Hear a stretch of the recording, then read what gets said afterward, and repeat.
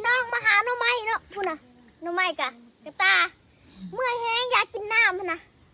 กินน้ำอยู่หัวอยู่ห้องนี่แหละเอาไว้ตองตักกินแค่ด้วยวะ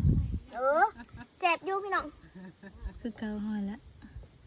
กินหอดตอนสมัยยังน้อยเนาะไผ่แน่เคยกินแบบนี้มินมาดู1เคย2บ่เคยนี่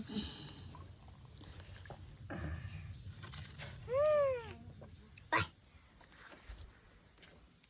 ป้าบลบลป้าบ่ไหมใส่นุ่มนี่มันดังอยู่บนไหนพุ่นอยู่ถ้ำตัวนะพี่พูดแล้วมันเข่าถ้ำเลิกเล่นทำไมพี่น้องเอาอย่างนี้ดูกระไดยืดมีเตียงเองใดเอียงใดเป็นกระตาไปเอาแม่เสียมมาลูกพี่ฝากมาน้ำดูยังให้มันจะนหารอวันนี้พี่สาว